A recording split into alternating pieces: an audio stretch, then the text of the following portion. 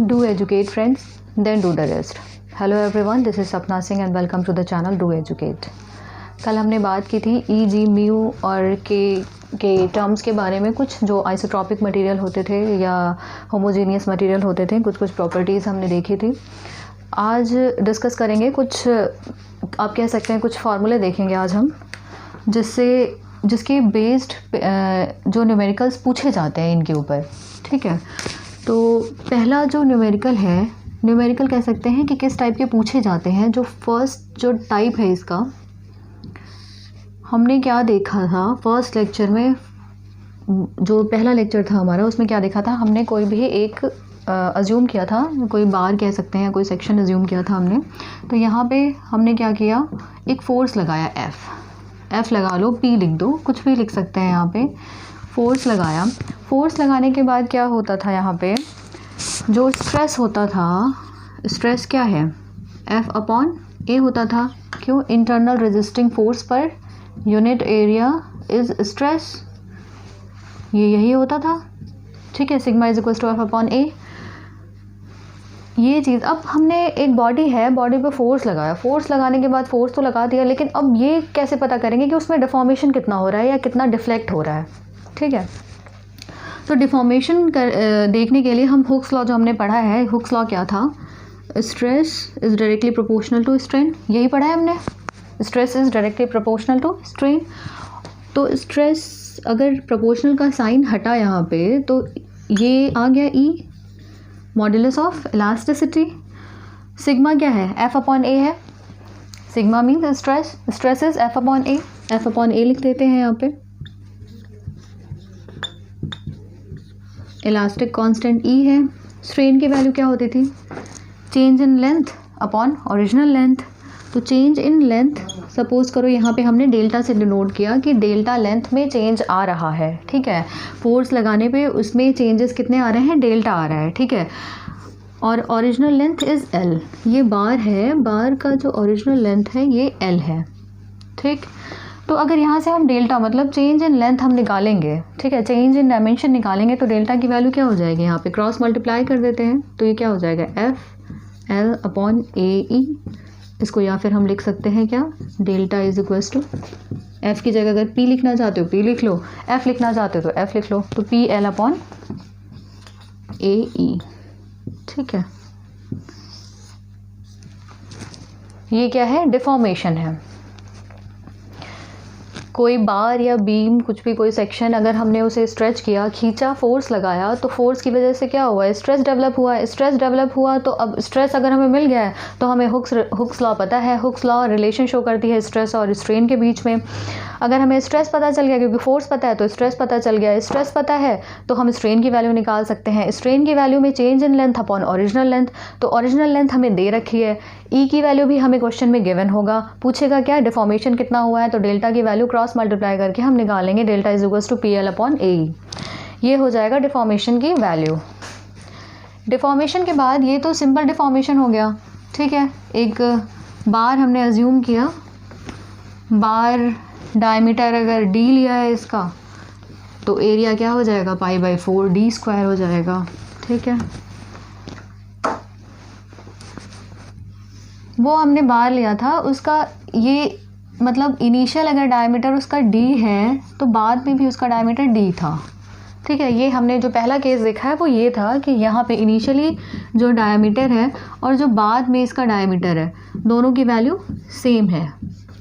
लेकिन अगर in case ऐसा पूछ ले कि इनिशियल डायमीटर कुछ और है और लास्ट का फाइनल डायमीटर जो है वो कुछ और है बार का, तो क्या करेंगे, ऐसे केसेस में अगर पूछ ले कि स्ट्रेस की वैल्यू बताओ या डिफॉर्मेशन की वैल्यू बताओ, तो ऐसे केसेस को कैसे सॉल्व करेंगे.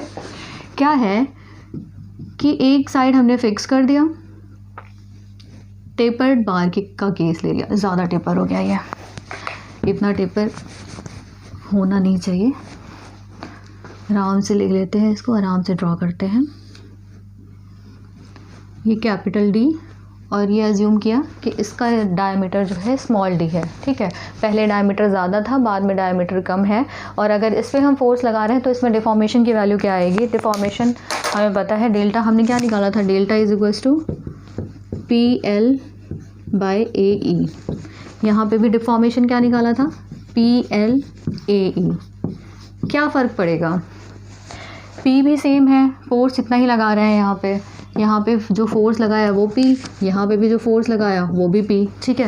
P सेम है, P सेम है। सपोज़ किया इसकी लेंथ L है, इसकी भी लेंथ L है, ये पूरी लेंथ ये L, ठीक है। ये भी लेंथ L है, ये भी लेंथ L है, ठीक है। E सपोज़ किया कि जो प्रॉपर्टी है मटेरियल की वो भी कांस्टेंट है, वो भी दोनों की सेम है, ठीक है। तो मतलब लोड भी सेम है, लेंथ भी सेम है, E भी सेम है, ठीक है। यहाँ पे भी P, L और E तीनों सेम है। डिफरेंस कहाँ आ रहा है? डिफरेंस किसी का नहीं है, सिर्फ और सिर्फ एरिया का फ़र्क है। एरिया का कैसे? एरिया बार का हमें पता है क्या होता है, π/4d² होता है।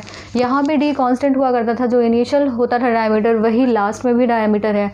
इसमें क्या है, डायमीटर की वैल्यू चेंज हो रही है, तो फ़र्क कहाँ पड़ेगा? सिर्फ और सिर्फ एरिया का फ़र्क पड़ेगा। तो एरिया यहाँ पे क्या है, एरिया इज इक्वल टू π/4 ये d², और यहाँ पे एरिया क्या लेंगे, π/4d, ठीक है। कई बार बुक्स में d1 d2 के नाम से भी होता है, तो आपकी मर्ज़ी है d1 करना है d2 करना है, वो आप कर सकते हो, अपनी इच्छा है आपकी, आप किसी भी तरीके से कर सकते हो। बस ये याद रखना है कि अगर सेम है, बार का डायमीटर अगर सेम है, कांस्टेंट है, तो डायरेक्ट ये वैल्यू रखेंगे एरिया की। और अगर डायमीटर डिक्रीज़ कर रहा है, इंक्रीज़ कर रहा है, इट मीन्स कि चेंज कर रहा है, तो फिर π/4d² की जगह क्या करेंगे, इनिशियल डायमीटर और फाइनल डायमीटर लिख लेंगे, ठीक है। ये एक चीज़ हो गई। क्या होता है ऐसे केसेस में, जब ऐसे क्वेश्चंस पूछे जाते हैं, टेपर्ड वाले केस, टेपर्ड वाले केस में कई बार पूछता है कि मैक्सिमम स्ट्रेस क्या होगा, या मैक्सिमम स्ट्रेस क्या होगा, या मिनिमम स्ट्रेस कहाँ पे होगा, किस पॉइंट पे होगा। तो अगर मैक्सिमम स्ट्रेस की बात की जाए, तो जो मैक्सिमम क्या है, सबसे पहले ये देखेंगे स्ट्रेस क्या था। स्ट्रेस हमें पता है ना, स्ट्रेस क्या है, stress force upon area, P force लग रहा है, एरिया ये है, ठीक है। अगर मैक्सिमम स्ट्रेस निकालना है, ये क्या है, एरिया के इन्वर्सली प्रोपोर्शनल है, ठीक है। स्ट्रेस जो है एरिया के इन्वर्सली प्रोपोर्शनल है, तो इसका मतलब क्या हुआ कि स्ट्रेस मैक्सिमम कहाँ पे होगा, स्ट्रेस मैक्सिमम वहाँ पे होगा जहाँ पे एरिया की वैल्यू मिनिमम होगी। मतलब ये मैक्सिमम कब होगा, जब एरिया की वैल्यू मिनिमम होगी। समझ में? इन्वर्सली प्रोपोर्शनल है ना, यहाँ ये अगर मिनिमम होगा तो ये मैक्सिमम होगा, अगर ये मिनिमम चाहिए तो ये मैक्सिमम होना चाहिए, ठीक है। ये मैक्सिमम है तो ये मिनिमम है, तो एरिया मिनिमम कहाँ पे है, पूरे बार में सबसे मिनिमम एरिया कहाँ पे दिख रहा है, आपको साफ दिख रहा है। आप डायग्राम देखोगे, आपको वैल्यू की ज़रूरत ही नहीं है, डायग्राम देखने से ही पता चल रहा है कि मिनिमम एरिया कहाँ होगा। एरिया किसके ऊपर डिपेंड करता है, area is equal to π/4 diameter का स्क्वायर, ठीक है। तो डायामीटर, एरिया मिनिमम एरिया निकालना है तो डायामीटर क्या होना चाहिए, वो भी मिनिमम होना चाहिए। तो डायामीटर मिनिमम क्या है, d, मतलब π/4 small d², that is a minimum, ये मिनिमम एरिया है, ठीक है। ये समझ में आ गया होगा। ये इन्वर्सली प्रोपोर्शनल है और ये डायरेक्टली है, ठीक है। तो डायरेक्टली में मतलब अगर डायमीटर बढ़ाएंगे तो एरिया भी बढ़ेगा, लेकिन यहाँ पे क्या है, यहाँ पे अगर एरिया कम करेंगे तो यहाँ पे स्ट्रेस की वैल्यू बढ़ेगी, ठीक है। यहाँ पे सिग्मा मैक्स की वैल्यू क्या हो जाएगी, फिर sigma max is equals to P/A, A मतलब π/4, मिनिमम मतलब d², ठीक है। d मिनिमम रखेंगे, d मिनिमम यहाँ पे क्या है, d है, ठीक है। मिनिमम, अब मिनिमम स्ट्रेस की वैल्यू अगर पूछेगा तो क्या होगा, यहाँ पे मिनिमम सेम चीज़, अगर ये चीज़ मिनिमम चाहिए तो इसे हमें क्या रखना पड़ेगा, मैक्सिमम रखना पड़ेगा। ऑटोमेटिकली ये चीज़ वैल्यू बढ़ जाएगी। तो मिनिमम स्ट्रेस क्या है, P/π/4 मैक्सिमम डायमीटर का स्क्वायर। मैक्सिमम डायमीटर क्या है इसका, कैपिटल D है, P/π/4 d², that is sigma minimum, ठीक है। ये फार्मूला आप लोगों को समझ में आ गया होगा कि मिनिमम के केस में क्या करेंगे और यहाँ पे मैक्सिमम के केस में क्या करना है, ठीक है। कुछ नहीं है, सिर्फ डायामीटर की गेम है। अगर आपको ये पता चल गया कि कहाँ पे कौन सी वैल्यू रखनी है तो आपको कोई दिक्कत ही नहीं है। बस ये याद रखना है कि जो टेपर्ड बार है उसमें एक साइड बड़ी डायमीटर, दूसरी साइड छोटी डायमीटर होती है। मैक्सिमम निकालना है तो मिनिमम एरिया निकालना होगा, और अगर मिनिमम स्ट्रेस निकालना है तो मैक्सिमम एरिया निकालना पड़ेगा। ये चीज़ अगर हम निकाल लेते हैं तो फिर हम क्वेश्चन को ईजिली सॉल्व कर लेंगे।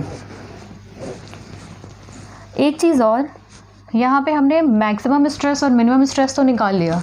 अगर इन केस ऐसा पूछ लेता है कि मैक्सिमम स्ट्रेस और मिनिमम स्ट्रेस का रेशियो निकालना है तो वो भी बहुत इजी है, दोनों का रेशियो निकाल दो। मैक्सिमम क्या है, sigma maximum upon is equals to क्या है, P upon pi by 4 that is small d square, और मिनिमम की वैल्यू क्या है,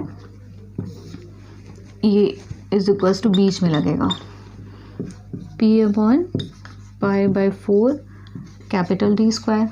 ठीक है, काट लेते हैं इसको, P से P कैंसिल, पाई बाई 4 से पाई बाई 4 कैंसिल, बचेगा क्या यहाँ पे, कैपिटल D स्क्वायर ऊपर आ जाएगा, स्मॉल d स्क्वायर नीचे हो जाएगा। क्यों, यही तो होता है रेशियो में, यही तो होता है, ये अगर नीचे आ जाएगा फिर ये ऊपर आ जाएगा। मतलब sigma maximum upon sigma minimum क्या हो गया, D larger upon D smaller का होल स्क्वायर। ये आपका डायरेक्ट फार्मूला आपके सामने आ गया कि टेपर्ड के केस में क्या करना है कि अगर दोनों का रेशियो पूछ रहा है तो सीधे सीधे D, सब बड़े वाला D और अपॉन स्मॉलर D का रेशियो और उसका स्क्वायर निकाल देना है, हमें ये वैल्यू मिल जाएगी आराम से। ठीक है, तो ये टॉपिक कंप्लीट होता है यहीं पे, किस तरीके से हमें डिफ्लेक्शन निकालना है या फिर डिफॉर्मेशन निकालना है। नेक्स्ट टाइम में हम पढ़ेंगे कि सीरीज़ और पैरेलल के बारे में भी देखेंगे कि सीरीज़ में क्वेश्चंस कैसे पूछे जाते हैं या फिर पैरेलल में कैसे पूछे जाते हैं। तो मिलते हैं नेक्स्ट सेशन में। Thank you.